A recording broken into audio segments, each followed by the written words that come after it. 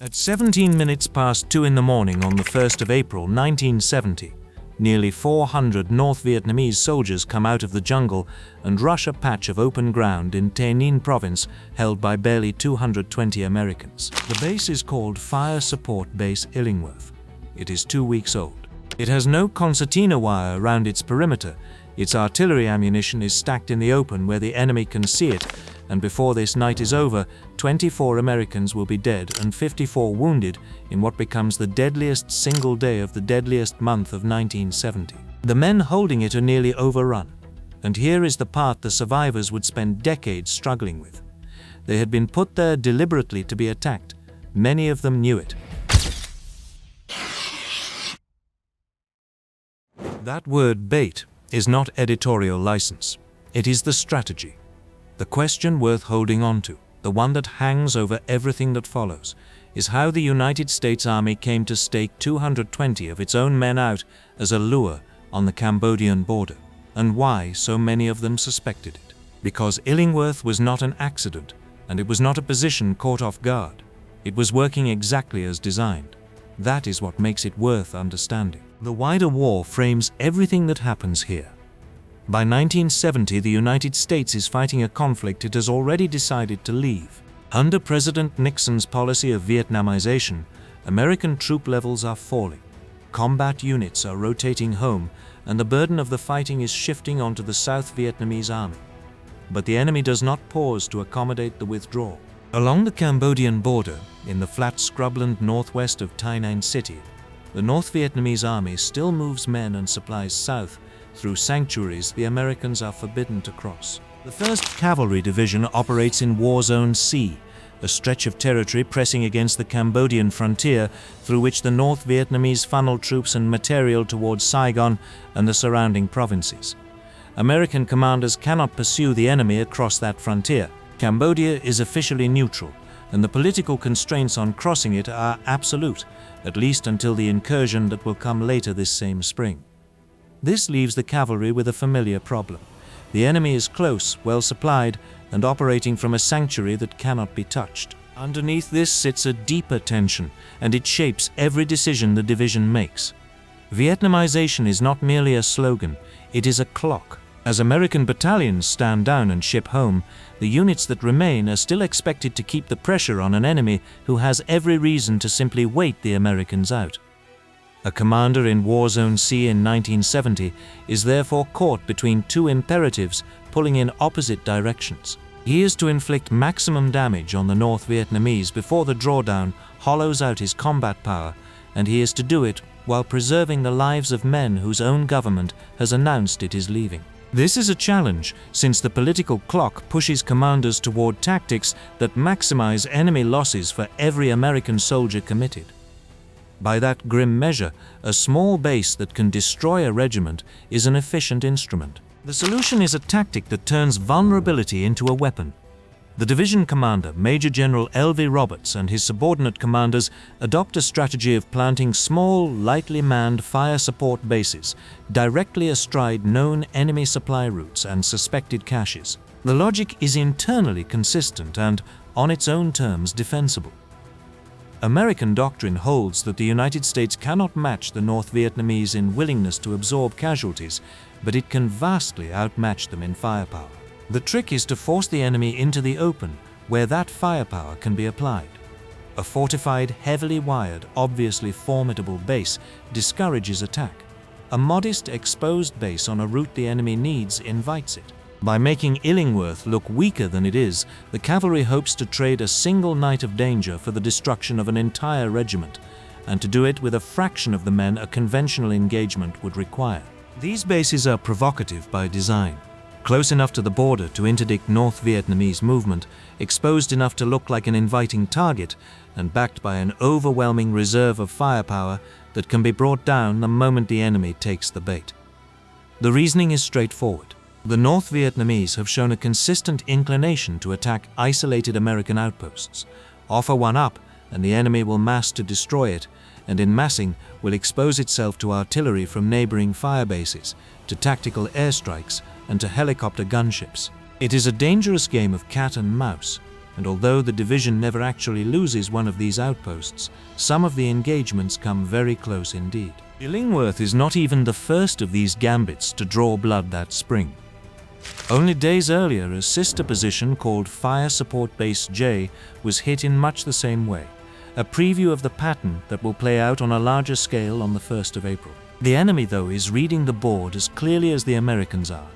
The North Vietnamese understand that these isolated bases are traps, and they adjust accordingly, attacking at night and pressing in close to strip away the air and artillery support that gives the whole scheme its teeth. The result is a contest in which each side tries to use the other's expectations against it, with the fire base sitting in the middle as the stake on the table. The base takes its name from Corporal John James Illingworth of Alpha Company, 2nd Battalion, 8th Cavalry, a soldier killed near Tay Ninh City on the 14th of March, 1970. It is established 3 days later, on the 17th, by the 2nd Battalion of the 8th Cavalry, set down roughly 35 kilometers northwest of Tay Ninh and only about 5 kilometers from the Cambodian border. Command falls to Lieutenant Colonel Michael J. Conrad, the battalion commander, an officer who understands exactly what kind of position he has been handed. The defenses reveal the calculation behind the base. Illingworth is ringed by an earthen berm only about 4 feet high, into which roughly 20 bunkers have been built. Claymore mines are positioned outside the perimeter.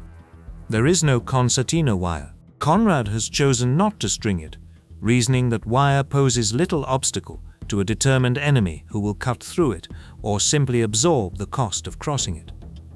Whether or not that judgment is sound, it leaves the base with a perimeter a man can step over. Manning it are 2 understrength elements of Conrad's own battalion, Company C, and the reconnaissance platoon of Company E, supported by a handful of armored vehicles, several M113 personnel carriers, and an M551 Sheridan, along with twin 40mm dusters and a quad 50 anti-aircraft mount pressed into a ground roll. What truly defines Illingworth, though, is its artillery and the way that artillery is stored.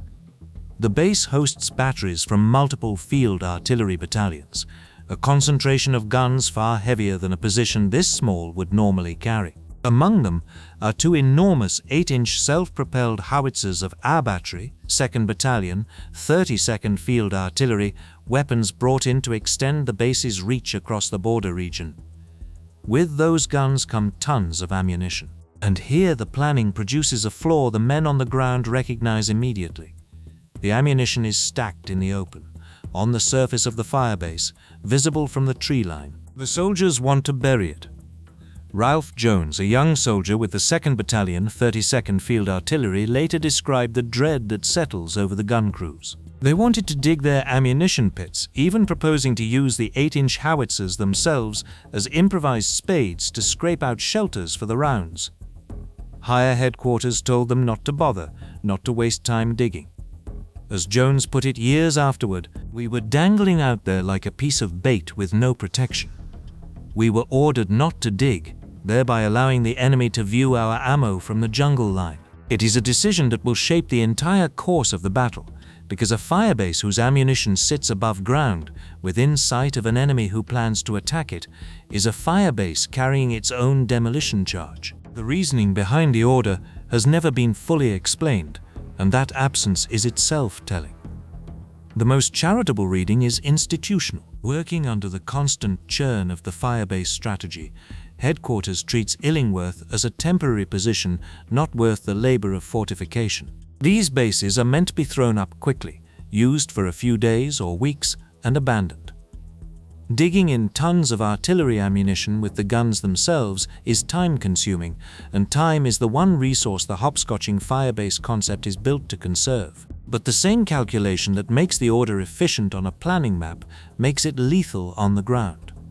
A position designed to be expendable is being treated as expendable, and the men assigned to it grasp that distinction better than anyone above them. The operational conditions taken together make for a grim ledger. The base sits 5 kilometers from a sanctuary American troops cannot enter. It overlooks a heavily used North Vietnamese supply route. Its perimeter is a 4-foot berm with no wire, and its ammunition is stacked in the open. Its nearest support is off-site, dependent on radio coordination and on aircraft that grow more cautious at night for fear of hitting friendly troops. Every one of these factors is known before the first shot is fired. By the final week of March, the warning signs are accumulating. Intelligence points to a major enemy formation moving through the area, and the pressure at Illingworth is building. Conrad's ground surveillance radar, an anti-personnel system designed to detect movement along the perimeter, begins registering activity in the tree lines. Late on the night of the 31st, it picks up strong movement to the southwest, in the jungle facing the most exposed corner of the berm. Conrad does not hesitate. He calls in the Cobra gunships he has kept on standby and orders them to rake the tree lines. It is not enough to break up what is gathering. Out in the jungle, a force of nearly 400 soldiers from the 272nd Regiment of the 9th Payevan Division is preparing to assault the base. Conrad knows they are coming, and he understands the enemy's method well enough to predict the sequence almost exactly. They will open with a bombardment of mortars, rockets, and recoilless rifles to soften the position. Then they will charge.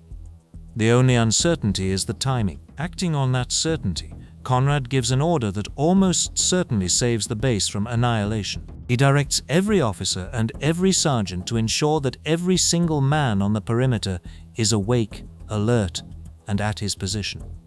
When the attack comes, no one will be caught asleep in a bunker. The significance of this is easy to underestimate.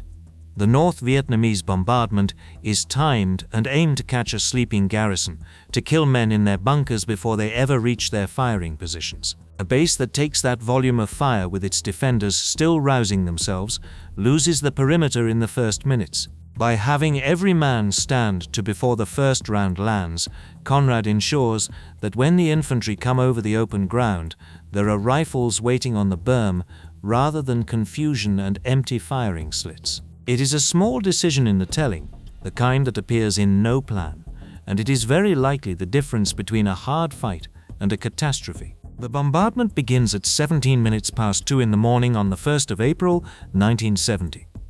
In the opening moments, the North Vietnamese pour the first of some 300 mortar rounds, rockets, and recoilless rifle shells onto the base, a deluge that hammers the position for roughly 20 minutes. The accuracy is punishing. The fire direction center of one artillery battery takes a direct hit, killing 3 off-duty radio men sleeping nearby. Another battery's fire direction center is struck repeatedly, killing 7. Before the ground assault has even begun, the bombardment has torn into the brains of the base's defensive coordination and killed men by the handful. Then comes the infantry. Following close behind the massed fire, the soldiers of the 272nd Regiment rush the perimeter in a full frontal assault, and they choose their point of attack with care. They strike the sector held by the reconnaissance platoon of Company E, the most exposed stretch of the line. The fighting collapses almost at once into close quarters combat, so close that the artillery the base exists to provide cannot be used at the perimeter without killing the defenders along with the attackers. This is the enemy's design as much as the Americans'. The North Vietnamese have deliberately attacked at night and closed to point-blank range to neutralize the American advantages in air support and supporting fire. It is the same calculation North Vietnamese commanders apply across the war, attacking only when the situation favors them and turning American technology against itself. For the men on the berm, the battle now comes down to rifles, machine guns, grenades, and whatever they can reach. Conditions on the perimeter then deteriorate in a way few battles ever produce, and the cause is the flaw planted into the base 2 weeks earlier. As the 8-inch ammunition stacked in the open starts taking hits, the stored rounds begin to cook off and explode. The decision to leave it above ground, made on a planning map far from Tay Ninh, now detonates on the men who warned against it. The blasts throw up enormous clouds of dust and debris that hang over the base so thickly they choke the air. And that dust does something that sounds almost unbelievable, but is reported consistently by the survivors. It fouls their weapons. Fine grit works into the actions of rifles and machine guns and jams them, leaving men to clear stoppages by hand in the dark while the enemy presses against a 4-foot berm a few yards away. A base built around its firepower is being defended in its worst moments by soldiers wrestling with weapons that will not fire. It is in this sector, on this perimeter, in these conditions, that Specialist 4 Peter Charles Lemon performs the actions that will earn him the Medal of Honor. Lemon is a 19-year-old assistant machine gunner, born in Toronto and raised in Michigan, serving with the reconnaissance element of Company E. When the assault hits his position, he fights across successive waves of attackers with a sequence of weapons as each one fails or is lost. He fires his machine gun until it jams, takes up an M16, then fights hand to hand. Wounded more than once, he carries a more seriously injured comrade toward the aid station, returns to his position, and fights on. He mans a machine gun alone against a renewed assault, and only after the attack is broken does he allow himself to be treated. His citation records that he refused evacuation until his more gravely wounded comrades had been moved first. Lemon's story carries a detail that has made it unusually well known, and it is worth stating plainly rather than sensationalizing. By his own later account, he had been using marijuana before the attack, a reflection of how widespread drug use had become among American soldiers in the demoralized later years of the war. He has been candid about it in the decades since, and equally candid that it changes nothing about what happened on the berm. He dedicated the medal to 3 men of his reconnaissance element who did not survive the night: Casey Waller, Nathan Mann, and Brent Street. 2 of them, Sergeants Waller and Street, were themselves awarded the Distinguished Service Cross, both posthumously, for their conduct in the same fight. There is a larger point buried in that detail, and it concerns what the war has become by 1970. The men holding Illingworth are not the eager volunteers of the early deployments.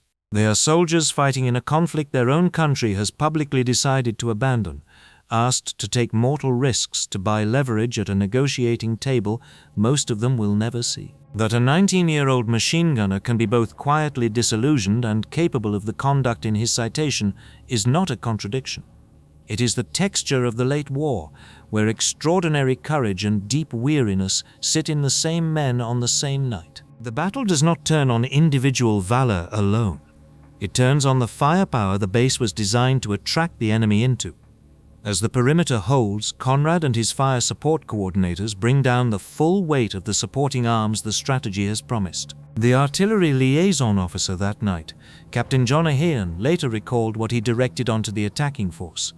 "I directed over 1,000 rounds of artillery fire plus several airstrikes and dozens of gunships." Once the enemy has committed to the open ground in front of the berm, the very exposure that makes the assault so dangerous for the defenders becomes fatal for the attackers. The mass of artillery from neighboring fire bases, the airstrikes, and the helicopter gunships catch the North Vietnamese in exactly the killing ground the strategy was built to create. This is the mechanism of the entire fire base concept revealing itself in a single hour. For the first part of the battle, the trap appears to fail, because the enemy has closed so fast and so tight that the firepower cannot be used without killing the defenders. But a frontal assault by 400 men cannot stay pressed against a perimeter indefinitely.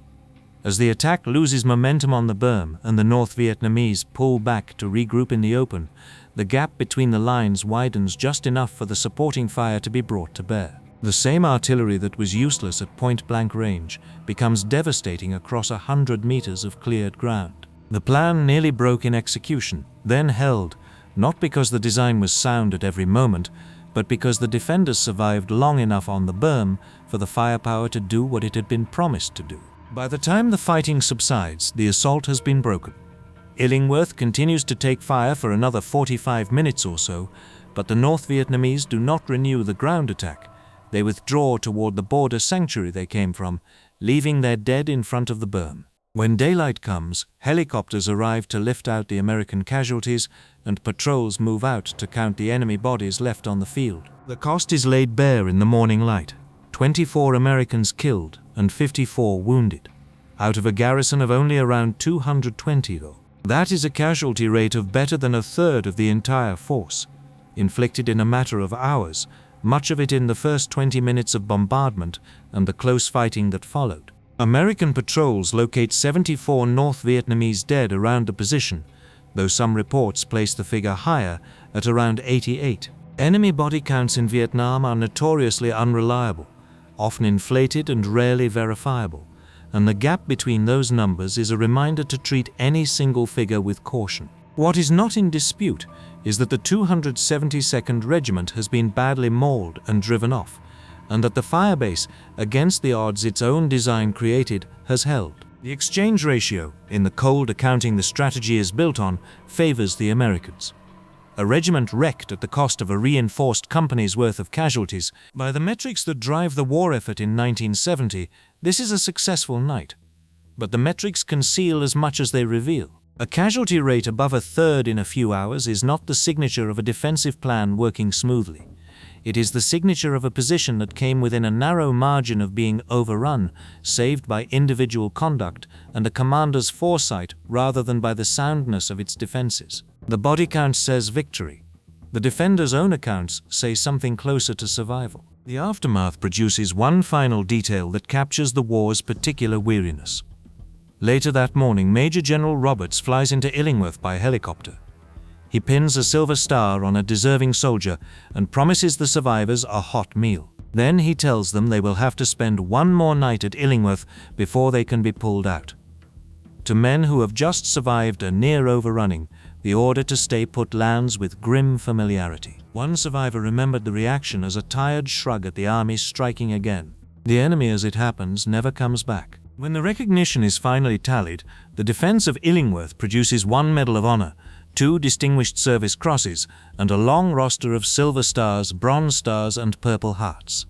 Conrad himself receives a Silver Star for his leadership through the night. The decorations mark genuine courage.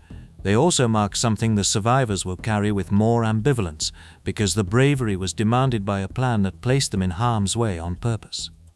Peter Lemon spoke for many of them in the years afterward. For decades he refused to carry his medal, keeping it in a shoebox, troubled by the knowledge that the men of Illingworth had been used as bait to draw the enemy out. That discomfort points to the real significance of the battle.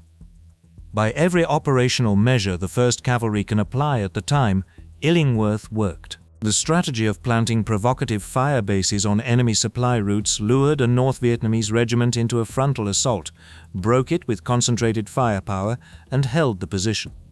The division did not lose an outpost. The action is later cited as proof of the soundness of the firebase concept under the conditions of 1970, when the troop drawdown is forcing the army to do more with smaller, more exposed positions. On paper, the math favors the Americans. A regiment shattered, the base still in friendly hands. Set against that calculation is the human ledger the strategy required. The base was under strength by design, its perimeter deliberately thin, its ammunition left exposed against the explicit wishes of the men who had to live beside it. The defenders were positioned not in spite of their vulnerability, but because of it. The plan assumed that overwhelming supporting fire would arrive in time to redeem the exposure, and at Illingworth it just barely did. But the assumption nearly failed in the first 20 minutes when the bombardment gutted the fire direction centers and the close assault neutralized the very artillery the men were there to attract the enemy toward. The margin between a vindicated tactic and a massacre was the width of a 4-foot berm and the discipline of a commander who refused to let his men sleep. A month after the battle, the 1st Cavalry Division crosses the Cambodian border in the incursion that had been politically impossible the night Illingworth was attacked. The sanctuary the North Vietnamese used to stage the assault is finally, briefly, within reach. The men who held the firebase as bait find themselves charging into the very ground their suffering had been meant to interdict from a distance. For the soldiers who survived the 1st of April, the timing would have been hard to miss. The base existed because the border could not be crossed, and within weeks the border was crossed anyway, which leaves a question the survivors were made to sit with long after the guns went quiet, about what exactly the exposure at Illingworth had purchased, and whether the men stacked beside that open ammunition were ever told the price they were being asked to pay.